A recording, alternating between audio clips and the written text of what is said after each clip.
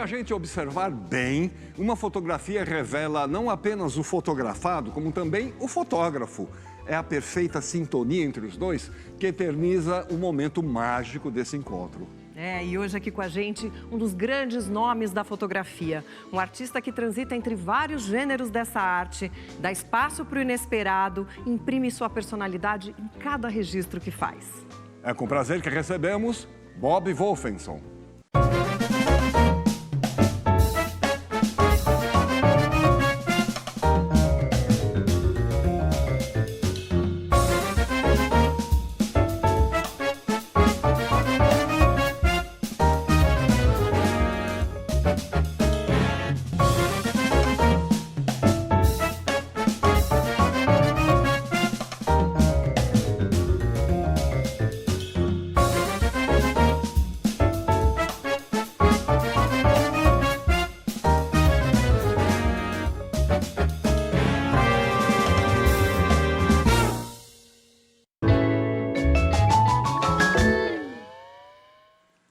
É um prazer recebê-lo no Persona, Bob. Seja muito bem-vindo. Obrigado, o prazer é meu. Bob, para a gente começar a nossa conversa, a gente pode dizer que uma boa parte do seu enorme acervo de fotografias é sobrevivente de uma das duas inundações que o teu estúdio sofreu, né? Porque na primeira inundação... Não teve sobrevivente. Você perdeu tudo. Não perdi tudo, mas eu perdi o que foi atingido. Tá. Dessa vez eu não perdi o que foi atingido, ainda. Porque você teve um insight também e esse material resulta aí num material incrível, com uma outra materialidade, né? Exatamente porque eu tinha vivido essa experiência anterior. Quando chegou nessa, eu falei, não vou deixar passar batido. Eu vou salvar essas fotos, o que foi atingido de alguma forma, e criar um novo trabalho. E foi isso, né? Uma sobrememória, né? Que é a fotografia memória. Aí se instalou uma outra memória sobre essa, que é a do barro sobre as fotos, e criou uma nova materialidade, como você disse, quer dizer, é uma coisa que tem relevo, que tem... E aí eu fiz um trabalho sobre isso chamado subemerso. Subemerso. Porque ele tinha a submersão e a emersão, né? Então ele submergiu e emergiu. E emergiu dessa forma. Eu fiz um pequeno livro, assim, muito aquém do que do que o trabalho ficou, né? E eu ainda pretendo fazer um com uma dimensão que dê conta do resultado, né? Nós temos o primeiro depoimento para te mostrar, é de alguém que acompanha seu trabalho já há muito tempo e tal, e que inclusive veio do Rio de Janeiro para te ajudar nesse momento da inundação aí. Olha só. O Sérgio Burg. Bob, como está? É um grande prazer poder trazer um depoimento da minha vivência, do meu relacionamento com você, em especial nos projetos que fizemos, em particular na exposição sobre Otto Stupakov, um projeto desenvolvido a partir do acervo desse grande fotógrafo, né? Que está no acervo do Instituto Moreira Salles e que realizamos esse projeto a partir da vivência, né? Principalmente de Bob com o próprio Otto. Bob é um fotógrafo excepcional, mas que soube também, né, perceber a importância do legado de Otto Stupakov, foi responsável pelo retorno de Otto e de seu trabalho, né, ao circuito das artes no Brasil. E esse é um processo fundamental, porque une, na verdade, dois grandes fotógrafos, né, Bob e Otto Stupakov, né, que são referências fundamentais para a fotografia brasileira. Esse foi, portanto, para mim, um grande aprendizado, uma oportunidade também de conhecer e trabalhar junto com Bob numa experiência fundamental. Parabéns, Bob, parabéns por tua carreira, por essa trajetória marcante. Um grande prazer ter trabalhado com você nesse projeto. Abraço.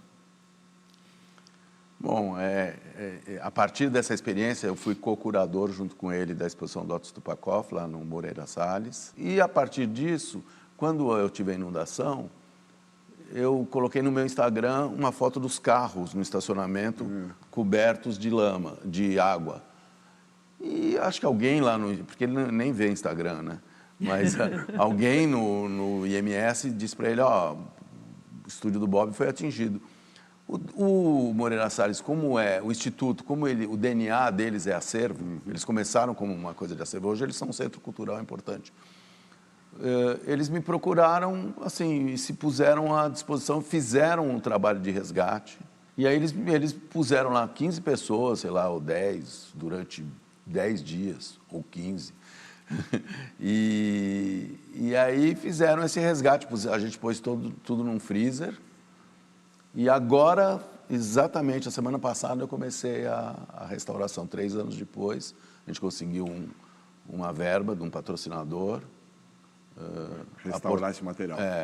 Agora, vocês fizeram a exposição do Otto Stupakov. Você encontrou o Otto Stupakov nos Estados Unidos? Como é que foi essa história? O Otto, assim, Fala um pouquinho do Otto, para quem não conhece. Quando eu era jovem, o Otto ele personificava a figura do fotógrafo charmoso, bonitão, cheio das mulheres, cheio da vida grand monde. E ele era brasileiro, em que pese o nome Otto Stupakov, assim como eu, com esse nome de gringo, também sou brasileiro. E ele era bem brasileiro. E o Otto foi embora do Brasil com 30 e poucos anos, largou tudo aqui, foi embora, emigrou para os Estados Unidos e teve uma carreira de muito sucesso lá. Então eu daqui, sabendo dele, quando eu era bem jovenzinho, falei, eu quero ser o Otto Stupakov.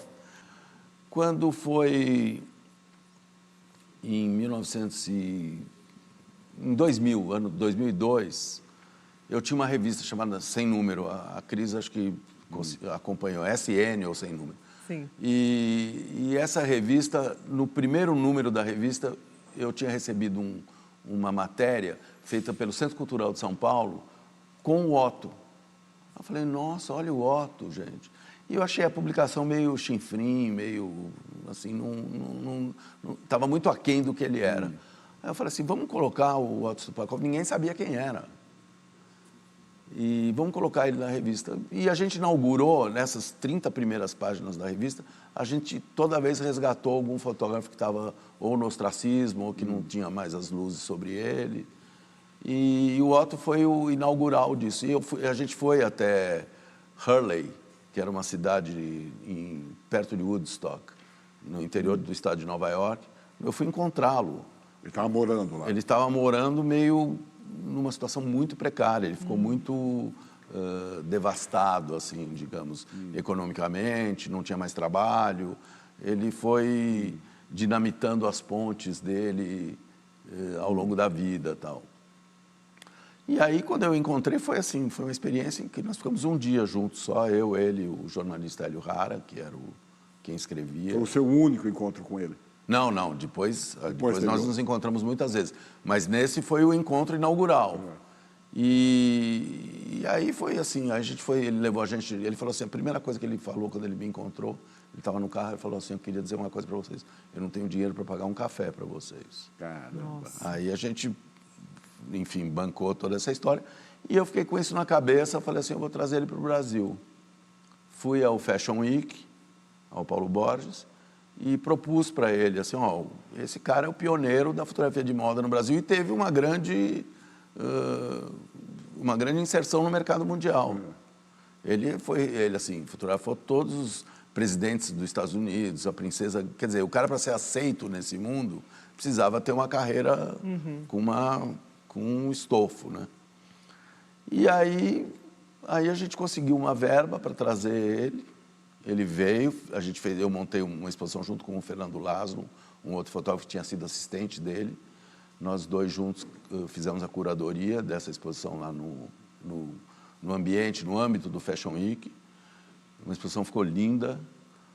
E aí ele deu uma renascida e veio para o Brasil. Veio para o Brasil e ele morreu aqui, né? E ele ficou os últimos, sei lá, 7, 8 anos da vida dele, aqui de 2002 até 2009, que eu acho que foi quando ele morreu. Mas foi importante ter resgatado, né? Pois é, foi um encontro, assim, eu fiquei muito empenhado nisso, né? Bob, como você disse, apesar do seu nome, você é brasileiro, paulistano, Nasceu no Bom Retiro, que era um bairro eminentemente judeu na época. Hoje já nem tanto. Hoje é coreano, Ou quase nada. Boliviano. Como é que era esse ambiente do Bom Retiro na sua infância? O Bom Retiro, eu tenho a famosa frase, né? Eu saí do Bom Retiro, mas o Bom Retiro não saiu de mim. É meio isso mesmo. O Bom Retiro foi formador da minha vida, né? Era uma espécie de gueto, né? Entre aspas, né? Que gueto pode ser meio pejorativo. Um reduto, né? Vamos dizer. É um reduto, exatamente. Um reduto judaico que, enfim, meus pais foram parar lá, de alguma forma. Minha mãe acho que já morava, meu pai casou com ela e foi morar lá. E, assim, o mundo inteiro para mim era judeu. Era engraçado isso. Assim, todo mundo... Porque depois um dia falaram assim, mas os judeus são minoria. Eu falei, mas como minoria? Todas as pessoas que eu conheço são judias. E aí tinha uma vida muito rica, da experiência litúrgica à experiência propriamente da vida na rua, dos hábitos do bairro, dos lugares que vendiam comida, dos restaurantes. Então era um lugar assim com muita vida, muito rico. E eu comecei a fotografar da sacada do meu prédio para a rua. Eu tenho essas fotos dos anos 70, né, quando eu comecei a fazer as coisas. E é uma loucura, porque é um outro mundo, outra época, outro país, não existe mais nada daquilo. Né? E você disse que teu pai tinha um perfil humanista, que era de esquerda, e que chegou aí até participar de algumas atividades políticas meio escondidas. Essa militância política, em algum momento, te contaminou? Ah, sim. O ambiente da minha casa era esse. Era, inclusive, maniqueísta nesse sentido. Quem era de esquerda era bom, quem não era bom. Então, tinha toda essa... Eu fui criado nesse cadinho judaísmo e esquerda. Entendeu? Era o teu universo. Esse era o meu universo, era um sincrético total, entendeu? E todas as pessoas em torno, hoje onde é a Casa do Povo, já era a Casa do Povo, meu pai era da diretoria da Casa do Povo, minha tia era diretora, depois a outra tia virou diretora. Então, todo esse universo, a gente vivia isso o tempo todo. O Teatro Taíbe. O Teatro Taíbe, a escola Sholem Aleichem, a Casa do Povo propriamente dita, que chamava Instituto Cultural Israelita Brasileiro, ICIB, né? Então, e era também um lugar de efervescência e de resistência né, à ditadura. E, nesse sentido, meu pai vivia uma vida meio clandestina nesse aspecto. Né? Por outro lado, ele era dono de uma malharia, enfim, tinha um outro lado que não tinha nada a ver com esse. Depois você foi para o Colégio de Aplicação. Aí eu entrei no Colégio de Aplicação. Você foi aluno da Maria Alice Vergueiro? Muito aluno. Fui muito perto, muito próximo dela, inclusive. Só que eu era muito bagunceiro. E ela me escolheu para ser o ator principal. Claro, se você era bagunceiro, ela só poderia ter escolhido ela você. Montou... A primeira peça que a gente fez foi O Pequeno Príncipe, do Exupéry, né? Ela fez uma adaptação lá e eu era o Pequeno Príncipe. E aí um dia joguei uma bolinha em alguém, ela me tirou para fora, não fiz a peça. Depois a gente fez o Burguês Gentil Homem, do Mulher, e aí eu era professor de esgrima. E teve uma... Quando eu embainhei a espada, eu embainhei ela no sentido contrário do que era o cartucho dela. Aí não saía mais. Não saía, no meio da peça eu ficava... E aquilo foi eu me lembro que era no SEDES lá da PUC. Era aula de fim de ano, a gente fazendo, e aquilo não saía, e todo mundo caiu na gargalhada, e eu fazia, não. E a Maria Alice ficou bem brava comigo. Mas depois, quando ela foi para o ornitorrinco e tal, eu encontrava muito ela porque eu fazia as fotos do ornitorrinco todas. E aí ela me chamava de Wolfenson, era toda empolada, Wolfenson. Que barato. Agora, você teve iniciação artística antes da fotografia, teatro, música, lá no Taíbe, ou como é que foi? Olha, eu fiz um curso com o Naum Alves de Souza, na FAAP, era um curso de livre expressão lá, de coisa. E assim, no Taíbe eram as coisas da escola mesmo, propriamente, porque a escola era ali do lado. O Taíbe também era o lugar do fim de ano da escola, entendeu? Mas não tive uma formação de ator, nada disso, nenhuma outra. A única coisa foi esse curso com o Naum. Além do curso de teatro, você também fazia aulas de francês e também se dizia um menino mais mimado, então você ganhou um mimo que foi a sua primeira câmera fotográfica. Vamos te mostrar um quadro sobre a fotografia antes de entrar nesse assunto? A primeira fotografia foi registrada em 1826 por Joseph Nicéphore Niepce. Mas a sua invenção não pode ser atribuída apenas a uma pessoa. Vários químicos e físicos fizeram inúmeras pesquisas nessa área, até que em 1725, o cientista Johann Heinrich Schulze projetou a primeira imagem numa superfície. Na metade do século XIX, Louis-Jacques Daguerre criou o daguerreótipo, o primeiro equipamento transportável para gravar imagens. Tempos depois, em 1861, foi feita a primeira foto colorida por James Clerk Maxwell. De lá para cá, sucessivos aperfeiçoamentos foram transformando a arte de captar imagens. Hoje somos capazes de fotografar corpos celestes a 13 bilhões de anos-luz de distância. E no final do século XIX, nasceu o filho nobre da fotografia, o cinema. Na nossa era digital, qualquer pessoa pode carregar uma câmera fotográfica no bolso sob a forma de um celular. E a fotografia e o vídeo são um dos fenômenos tecnológicos e culturais mais acessíveis da história. Legal, estou aprendendo também. Se você não sabia o que é fotografia, agora ficou sabendo. É exatamente isso, estou aprendendo com você aqui também.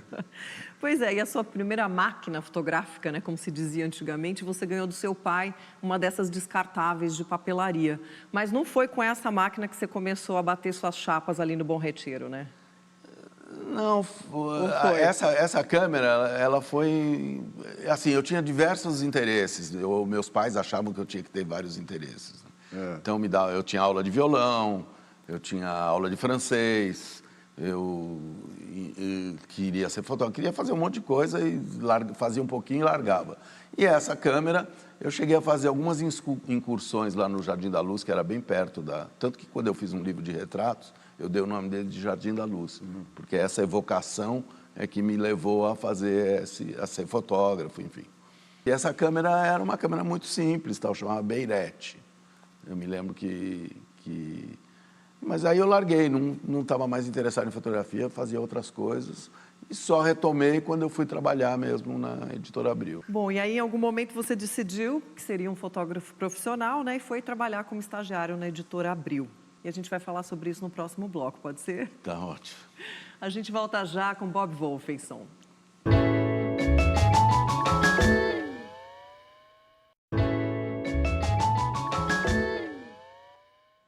Pronto, voltamos com o Persona, hoje conversando com o Bob Wolfenson.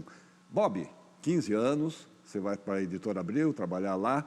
Foi necessidade mesmo? Seu pai tinha morrido? Foi uma questão de sobrevivência? Como é que é isso? Não exatamente uma sobrevivência, mas uma ocupação para que eu pudesse viver aquele luto de uma forma não tão, digamos, intensa, né? De mergulhar no luto. Então foi um lugar também que eu arrumei para sair de casa, para poder ir trabalhar. Eu larguei a escola, passei para o noturno, eu estava na aplicação ainda, passei para o noturno para poder trabalhar. E também para ajudar minha mãe, que precisava, enfim. Eu não ganhava dinheiro ainda, eu entrei para ser estagiário, né? Mas eu sabia que ali eu poderia um dia poder ajudar minha mãe. E isso foi interessante porque com 20 anos, eu tinha 16, na verdade, não tinha 15. Com 16 anos, com 20 anos, eu já era um fotógrafo de ofício, eu já vivia do meu trabalho.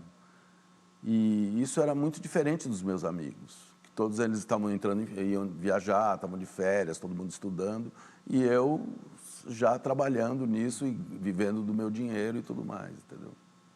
E ajudei até minha mãe. Agora, no seu livro mais recente, que se chama justamente O Livro Falado, né? Você relembra as impressões que te causavam, as fotos que você fez em Cubatão, né? Aquela região meio árida, aquelas máquinas estranhas, aquelas usinas, tal. O que te atraía naquela paisagem desolada, vamos dizer assim? Na verdade, assim, Cubatão, no começo, assim, Cubatão era um clichê fotográfico, né? Todo mundo que queria fazer alguma coisa que chamasse atenção, fazia coisas em Cubatão. Meio Blade Runner. Exatamente. Enfim, um dia passando por lá, vindo eu tinha uma casa na praia, vindo da minha casa na praia, parei, eu estava com uma câmera pequena, olhei, fiquei olhando, fiz umas fotos, fui embora.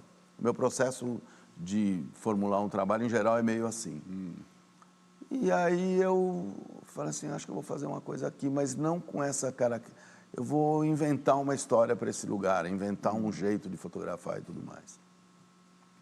E aí eu carreguei nas tintas, eu fiz isso de uma forma muito lúgubre, muito soturna, muito, né, os céus carregados, tudo. As fotos todas parecem noite americana, todas parecem noturnas, e foram feitas todas de dia. Então e aí eu fiz um trabalho de grandes dimensões, né? Usei uma câmera com negativo desse tamanho assim, e uma câmera com esse ar de câmera antiga, né? E aí expus na Milan, que era a galeria que me abrigava na época, né? E foi um trabalho assim, chamado Caminho do Mar. E eu escrevi um texto que era exatamente ali, Cubatão, era a cisão entre o dever e o prazer. Que é quando você atravessava Cubatão, você chegava na praia. E vice-versa, né? E quando eu era... Aí vieram as evocações infantis, que era um lugar que eu, ao mesmo tempo, me atraía por causa das fogueirinhas, das luzinhas, me dava medo também, entendeu? E eu, nessa tensão entre esses dois sentimentos, foi que surgiu essa ideia de realizar esse trabalho. Esse medo, né? Quando você vai passando por Cubatão e depois vai se encantando Exatamente. pelas praias. E a própria Cubatão também me atraía e me dava medo, né? Porque me atraía pelas luzes, pela fogueira, aquele negócio aquele fogo que não se apaga. E também era um lugar muito terrível, né? Agora, quando eu fiz esse trabalho, as questões ecológicas, apesar da pertinência delas, mesmo já quando eu fiz o trabalho, não foram o foco do meu trabalho. O foco foi esse sentimento, essa intensidade da evocação. Esse estranhamento. Exatamente. Coisa, né? Bob, quando você começou como fotógrafo autônomo, que tipo de trabalho você foi fazer? Eu fotografava de urubu a cobra d'água. Tudo. O que aparecesse. Porque fotografa aqui esse pingo de chuva às 3 da tarde, eu ia lá e fotografava. Eu trabalhava por encomenda só. Quer dizer, eu fui formado num ambiente de revista. E eu sabia que introjetei também em mim as proporções da revista. Né? Eu fotografava pensando no título onde que ia, o que a pessoa não podia ficar no meio da página, o corpo podia, a cara não. Enfim, e eu aprendi a fotografar nesse ambiente de controle, né, que era dentro do estúdio, controle absoluto, e com esses, digamos assim, esses limites de uma revista. E, enfim, no meu desenvolvimento, uma hora saí né, próprio trabalho de Cubatão, outros que eu fiz também, eram trabalhos que não tinham nenhum fim que não fosse a minha ideia propriamente dita, entendeu? Agora, você, por essa época, você chegou a cursar Ciências Sociais? Cursei. Foi um resquício do humanismo do seu pai lá? Sim, não, sem dúvida. Isso aí foi exatamente uma coisa relativa à minha formação, né? Eu tinha obrigação de fazer ciências sociais, né, na minha cabeça. Meu pai já era morto, tudo, mas eu me sentia carregando desfraudando a bandeira das lutas populares. E aí eu fui fazer ciências sociais, mas aí eu realmente não era vocacionado para isso, não tinha. Eu fiz muita coisa hoje, assim, eu acho que tem uma coisa da palavra, da escrita minha, eu escrevo bastante sobre fotografia e tudo, que é, obviamente, fruto também desta formação. Mas não é... eu, como aluno, ninguém lembra de mim. Recentemente, não é tão recente, há uns 4 anos, a faculdade me procurou para fazer um retrato do diretor, que eles queriam mudar esse negócio de pintura de retrato, queriam inaugurar essa coisa de diretor. Eles não sabiam que eu tinha estudado lá. Me procuraram. Olha que ótimo! Aí eu falei, eu estudei aqui. Ah, jura? Ah, jura? Nossa, eu quero lembrar. Bom, no dia lá do lançamento, teve a pedra fundamental lá, a inauguração do retrato. Eu não fui, eu estava fora do Brasil, mas a minha assistente foi. Disse que puseram meu boletim e falaram assim, ainda bem que ele virou fotógrafo. Porque realmente as minhas notas eram péssimas. Genial! Bom, e aí vem Nova York na sua vida, você larga tudo aqui e parte para lá, né? E você foi ousado, caiu no lugar certo na hora certa. Conta pra gente. Olhava assim meu trabalho, eu achava muito ruim, muito medíocre. E eu queria fazer mais, eu queria ser um fotógrafo daqueles que eu admirava. E aí eu falei assim, bom, aqui no Brasil eu já era um fotógrafo, já tinha feito algumas coisas, já tinha 28 anos. Eu falei assim, não, eu preciso trabalhar fora do Brasil com alguém. E aí eu mandei uma carta para um fotógrafo que eu admirava lá, e ele me respondeu. Mas ele me respondeu protocolarmente. E eu levei isso foi o meu pretexto para ir. Ele falou assim, eu gostaria muito se você um dia estiver em Nova York, passe aqui, não sei o quê. Aí eu falei, bom, vou lá. E isso foi o que organizou toda a minha viagem. Aí eu vendi tudo que eu tinha aqui, eu não queria ser fotógrafo lá, eu queria trabalhar de assistente. Então eu falei assim, eu não vou levar nem câmera, nem nada. Vendi minhas câmeras, vendi tudo. Vendi carro, vendi tudo. Caramba. E me comprometi com isso de uma forma muito severa, né?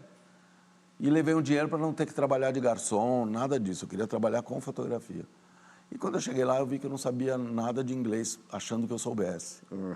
Aí eu falei assim, meu Deus, realmente... Aquele inglês da escolinha? É, inglês da escola, e você lia algumas coisas, eu fiz um pouco de curso aqui, mas na primeira eu já falei assim, eu não estou entendendo nada. Aí eu falei, bom, eu preciso estudar inglês. Aí eu estudei 4 horas por dia, todos os dias, durante 4 meses. Quando eu me senti apto, eu fui procurar os fotógrafos que eu queria trabalhar. É, porque você falou com mais de um, né?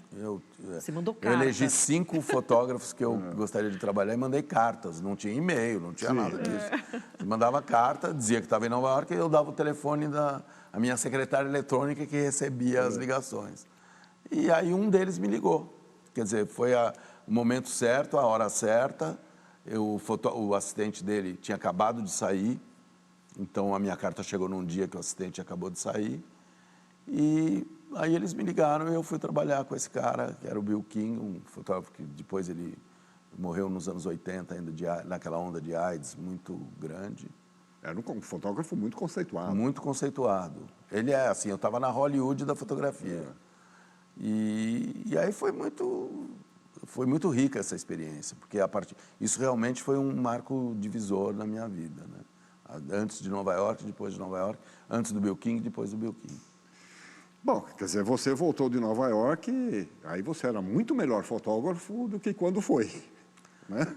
Eu acho que eu era mais confiante. Mais confiante. Mais confiante. Eu não sei se eu era melhor, eu era confiante e eu voltei imitando ele, fazendo tudo que ele fazia mal, né? Com a expressão... Era assim, a expressão do subdesenvolvimento, né? O cara aqui no Brasil querendo fazer o que o cara faz em Nova York, mas eu voltei um pouco imitando ele, fazendo desse jeito e confiante, assim. E eu acho que digamos que começou em 84, que é quando eu voltei, até hoje, é um período sem grandes rupturas, né? Assim, de trabalho. Eu vim fazendo isso de uma forma muito... Agora, voltando de Nova York, você começou a se envolver com o mundo da moda aqui no Brasil, né? E uma das personalidades mais marcantes desse universo mandou um recado para você. Olá, eu sou Costanza Pascolato e conheço Bob Wolferson desde 1970. Eu era iniciante editora de moda e ele teve uma paciência infinita comigo. Conversávamos muito e eu admirava sempre a curiosidade e a vontade de enxergar o mundo cada vez mais e do jeito dele. Quando o ano passado a Tordesilhas lançou o meu livro A Elegância do Agora, a Isa Pessoa conseguiu que o Bob viesse fotografar, clicar o meu cotidiano para ilustrar. Ele veio e, com o talento dele, conseguiu o melhor dos meus 80 anos. Eu continuo admirando o talento crescente, a profundidade, a ironia e o humor do Bob. Muito obrigada, Bob. Obrigado a você, Constança. Que palavras lindas. Eu nem sabia que ela, bom, enfim, achava isso de mim. Mas você chegou a trabalhar com ela quando voltou sim, do Brasil? Muito. Quando eu voltei, ela me conhece desde os anos 70 mesmo, porque antes de eu ir, quando eu era da Editora Abril, ela começou lá. E depois, quando eu voltei nos anos 80, aí a gente trabalhou junto, ela como editora, eu como fotógrafo, aí ela me contratava para trabalhar e a gente fazia. Mas eu cheguei a ser assistente de fotógrafos que trabalhavam com ela. Me lembro logo no começo, quando ela começou a trabalhar, lá nos anos 70, eu fui assistente do Antônio Guerreiro, que era um fotógrafo muito eminente na época, e ele trabalhava com ela bastante. E aí eu convivia com ela nesse trabalho de assistente de fotógrafo. E era esse mundo efervescente da revista naquela época, né? Exato. Muito ela forte. era diretora da Cláudia Moda, que era uma revista muito importante e tal. Você já chegou a afirmar que o trabalho na fotografia de moda é quase como o de um encenador, um diretor de teatro? Eu acho que a fotografia de moda ela é ficção. Ela trabalha com elementos, eu trabalho com elementos da realidade, né? Principalmente quando a gente está na rua. Quando está no estúdio é ficção absoluta. Quando está na rua também é ficção, mas com elementos de realidade, né? Você usa a rua como um cenário. E você encena, você ensaia, você põe a luz, você dirige. A modelo está para um fotógrafo como uma atriz está para um diretor de cinema ou de teatro. Às vezes, se você não tem uma boa modelo, eu digo uma boa modelo é no sentido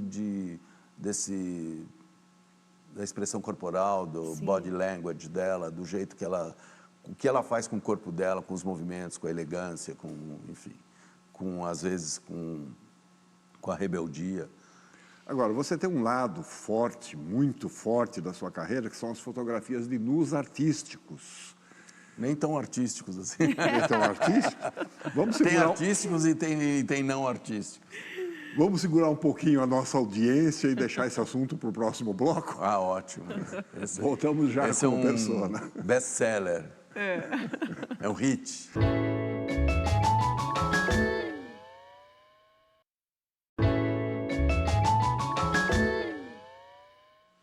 Estamos de volta. Hoje o nosso bate-papo é com o fotógrafo Bob Wolfenson. Bob, tem uma questão muito discutida nos dias de hoje, que é o caso dos direitos autorais, né? Então, as fotografias estão publicadas em revistas, jornais, e depois elas são retrabalhadas, caem aí na internet. Como é que você lida com essa questão? Porque a gente nem sempre sabe quem é o autor do trabalho, né? Sim. Bom, as minhas fotografias, em geral, eu ponho no Instagram, eu uso na internet de uma forma meio indiscriminada. Tá. Eventualmente, eu já tenho autorizações, porque eu usei para um livro, e a autorização já compreende todas essas mídias todas. Todas essas mídias. Mas, às vezes, sem autorização, eu espero, se a pessoa se incomodar, ela pede para eu tirar, ou já aconteceu isso. De uma atriz, eu botei uma foto dela nua, ela falou, você podia tirar essa foto, por favor? E quando alguém usa suas fotos? Eu não me incomodo muito. Pega na internet, pega no Instagram. Assim, se usar comercialmente, sim. Aí... Mas assim, se usar, botar meu nome, eu acho legal. Eu tenho um trabalho chamado Nós Outros. Exato. Que são as pessoas atravessando a rua. São multidões. Se eu fosse parar para pedir autorização para as pessoas, eu não faria o trabalho. Então, e o trabalho, para mim, ele tem um sentido profundo. Mas você sabe, claro, ali você está em cruzamentos de outros países, outras cidades. Eu sei que eu posso ser alvo de alguma coisa. Assim, alguém pode dizer, estou aqui, não sabia, não tenho exatamente, autorização. pode dizer isso e pode dizer, eu estava com a minha amante ali e aquilo foi denunciado e babá.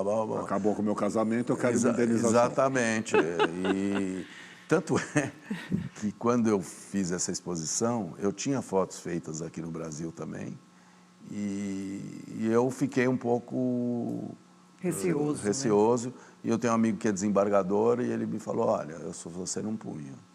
E não pus. Porque em alguns outros países a jurisprudência permite isso. Multidão, essa coisa toda, você não tem que dar direito a ninguém.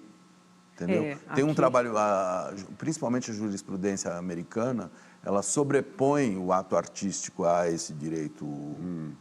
Tanto é que um artista, esqueci o nome dele, então não vou falar, mas ele pegou as fotos da Marlboro, e fez uma exposição dele. Já era uma coisa de apropriação. Sim. O cara processou ele e não ganhou.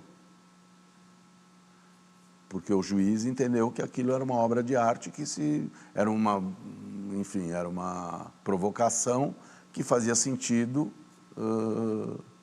dessa maneira. É mais ou menos como o Andy Warhol fez com a Exatamente. sua Andy Warhol fez, Andy Warhol inaugurou isso, né? Exatamente. Coca-Cola. Agora, você já teve na mira das suas lentes muitas das maiores celebridades do Brasil e nós preparamos um quadro sobre esse tema, celebridades. Olha só. O culto às grandes personalidades acontece desde a antiguidade. Na história das artes, ciência, esporte e política, nomes como Mozart, Isaac Newton ou Júlio César foram reverenciados por seus feitos e são reconhecidos nos dias de hoje por grande parte da humanidade. Mas a partir do século passado, o fenômeno se amplificou com o advento da comunicação de massa, através da fotografia, do rádio, do cinema, da TV e, mais recentemente, das redes de internet. Hoje, as celebridades podem alcançar instantaneamente uma audiência global. São referências de comportamento e criam uma relação de dependência entre admiradores e admirados. Com a exposição das suas atividades profissionais e de suas vidas privadas, elas provocam identificação, admiração e inspiração, que podem perdurar por toda uma vida e até mesmo além dela, ou apenas por 15 minutos, como previu Andy Warhol, uma das celebridades mais polêmicas do século XX. De qualquer forma, Bob Wolfenson as captura com suas lentes e as eterniza com seu trabalho.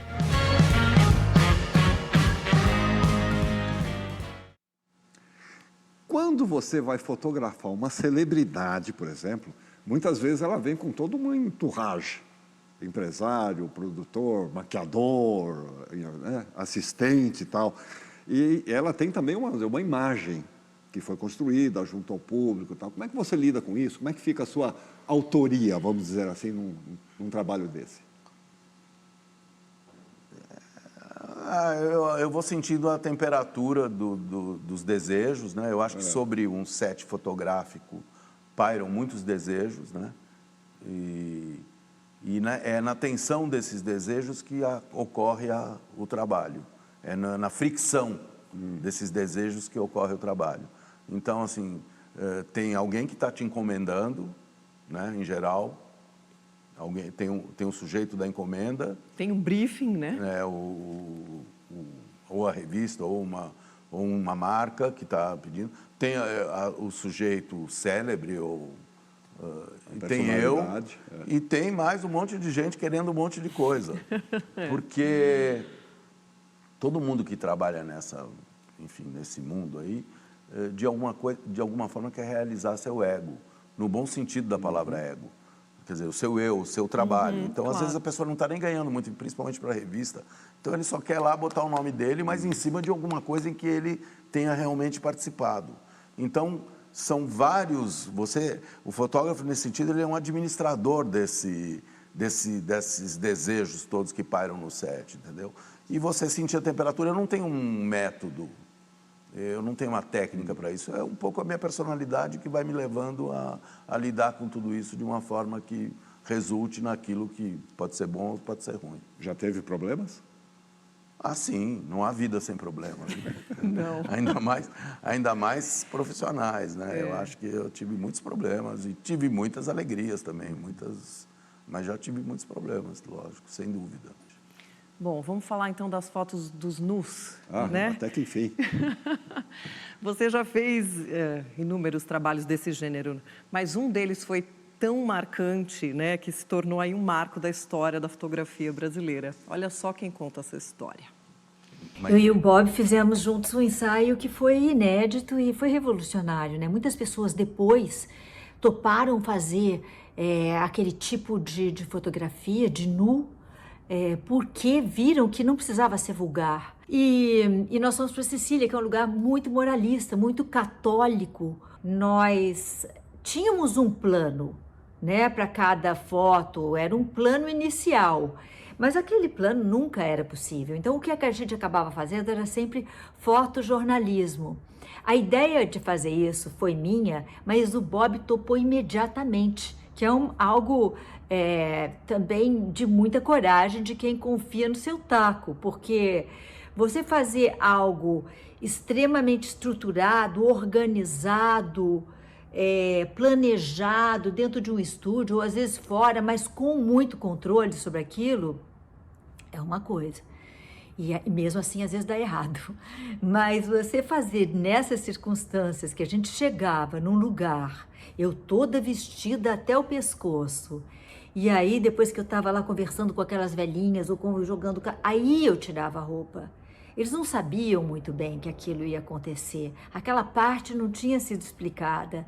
Então, às vezes saía gente correndo, as mães apareciam, batiam nos moleques que estavam fazendo parte da foto. Era divertido de fazer, era perigoso. E deu certo por conta do olhar do Bob, dele estar atento, dele saber a hora exata do clique, porque não ia ter outro.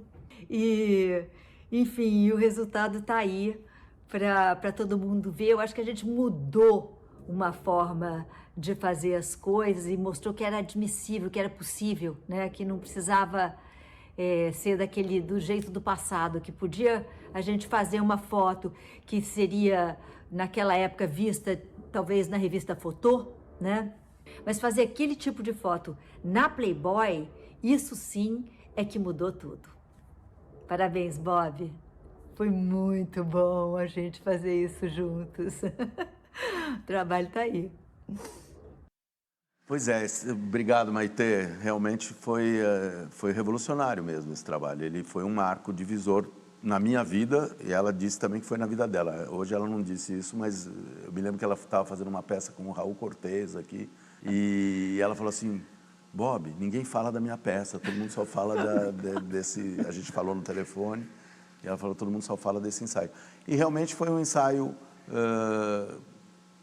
a gente chegava nos lugares de uma forma assim, o incrível exército de Brancaleone, sabe? Não tinha produção, não tinha nada. Ah, para aqui, ó, esse lugar aqui. Aqueles velhinhos jogando cartas. Eu passei nesse lugar, olhei para dentro e falei, vamos fazer aqui.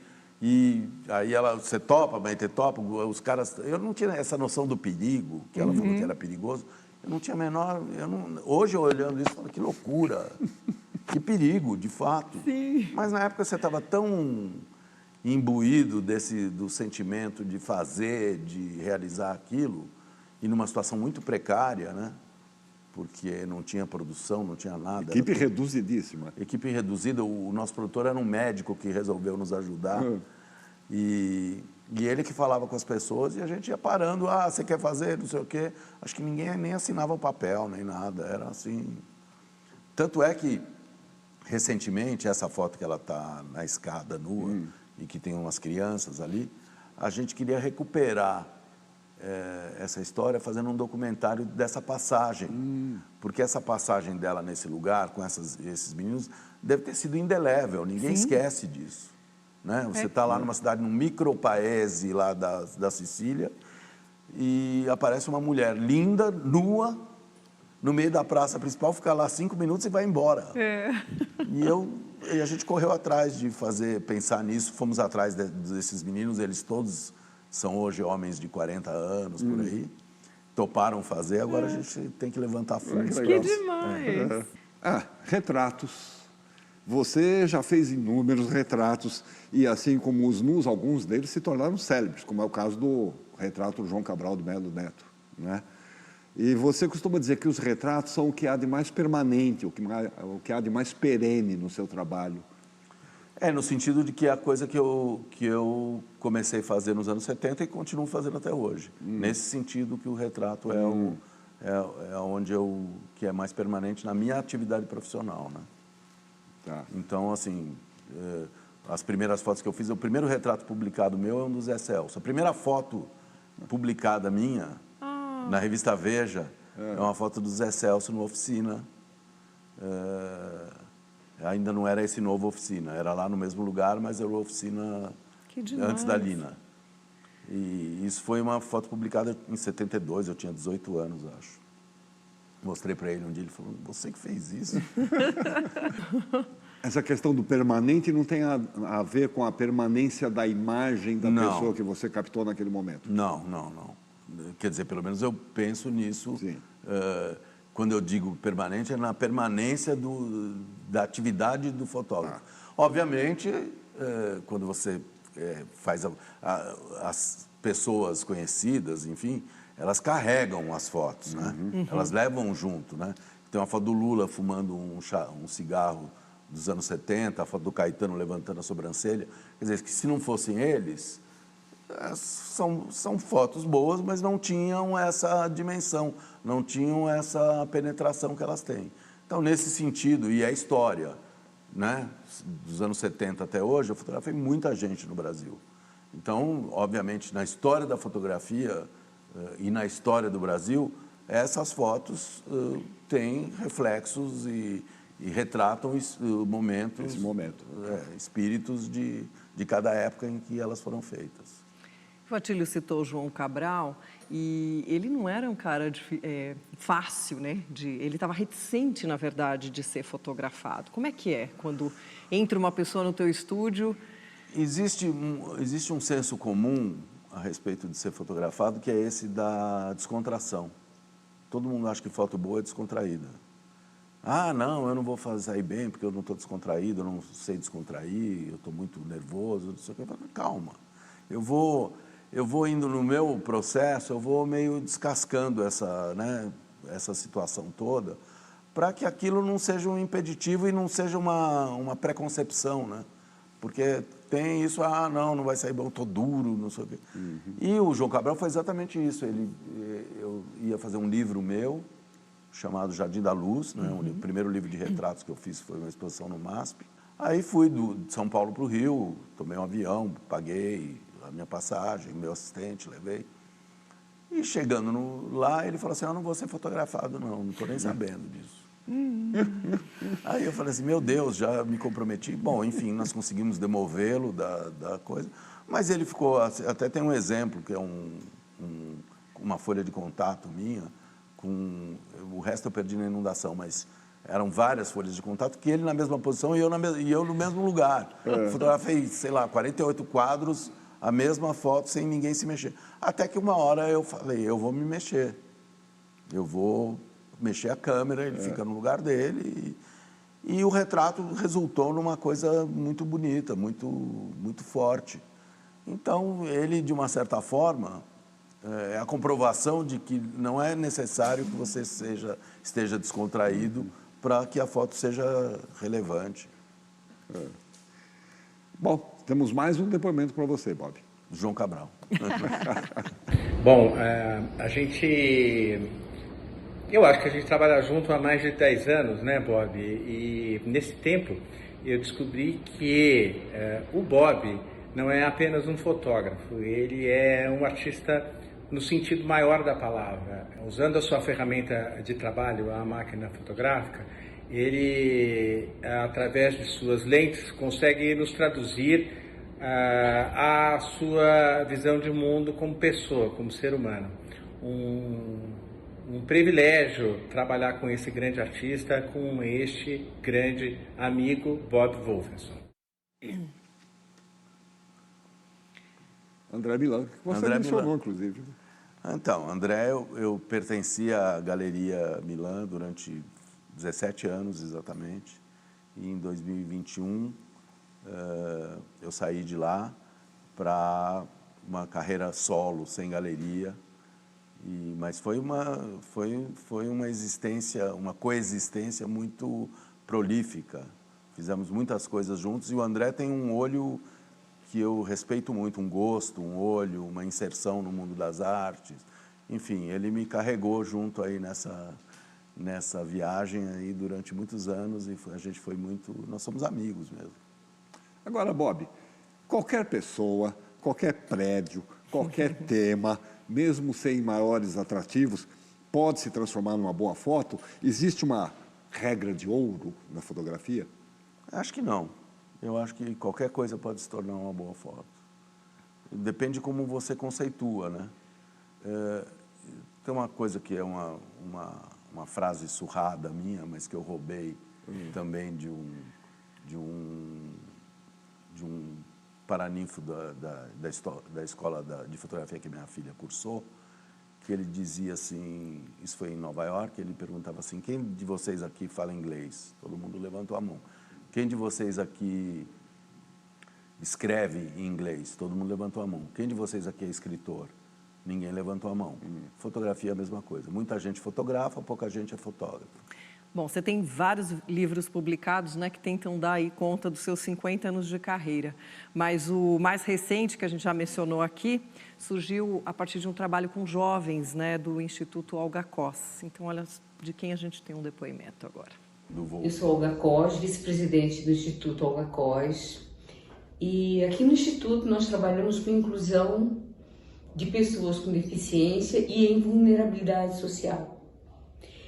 E fazemos oficinas de arte e de esporte.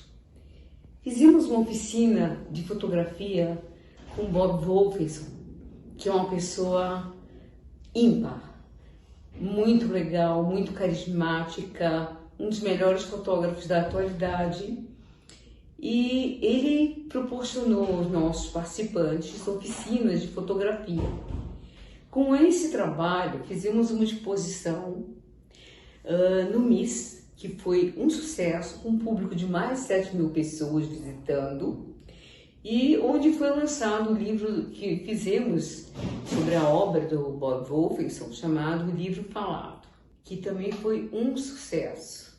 E foi um grande prazer, foi uma grande honra termos o Bob conosco, porque realmente ele é fantástico. Generosidade da dona Olga, do marido dela, o Wolf, que me convidaram para esse projeto. Agora, como disse o André Milã, você faz parte daquele grupo de pessoas que levaram a fotografia ao patamar de obra de arte. Então, duas perguntinhas muito simples. Qual é o papel da fotografia na cultura mundial? Primeira pergunta. E como a nossa visão do mundo é influenciada pela fotografia? Ave Maria. Ave Maria. Olha, eu acho que a fotografia é uma das formas de expressão fundamentais para você entender o mundo a partir da existência dela, óbvio, né? Antes você entendia o mundo a partir das pinturas, né? Ainda que sempre quando eu digo que um fotógrafo bota a câmera no rosto, ele já está fazendo uma ficção, porque ele está separando aquilo da realidade, né? Eu estou fotografando você aqui, se eu fotografar você cortando ela... coisa. É uma coisa. Se eu fotografar vocês dois, é outra coisa. Aqui eu posso dizer, nossa, eu encontrei o Atílio e ele estava sozinho. Então, sempre quando você... Então, a fotografia tem essa...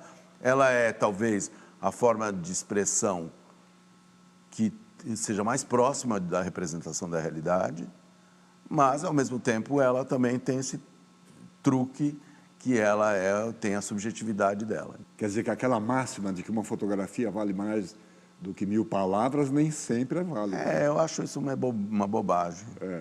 Eu acho que eu acho que uma fotografia vale ali aquilo que ela consegue, o que ela consegue transmitir de alguma forma para algumas pessoas, né?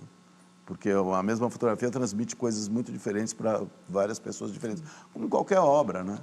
Como um texto, como uma pintura, como... Correto. Ele deu a deixa para a gente encerrar o programa. Bob, a gente queria ter um pedido muito especial para você para encerrar Fazer uma o programa. foto de vocês. Já que você disse que faz fotos usando o celular... E sem cortar, né, a realidade que por somos favor, juntos não aqui, corte a realidade. estamos juntos. Eu tenho aqui um celular, é bom. Não vamos fazer merchan desse celular. Você capricha? Não. Capricho. Não, faz favor. Não, mas a gente quer uma selfie com ele. Não, vamos fazer, deixa eu fazer a foto comigo. Eu Então... quero mostrar para os meus netos que eu fui fotografado pelo Bob Wolferson. Ora! Claro. Aqui, ó. Aí. Dirige a gente, Então Bob. tá, Porque, fica mais de lado. boa. Assim? Pra cá? Ótimo. Maravilha. Eu tenho que estar assim, é isso? Se você quiser. Não tem mais. Não tem mais.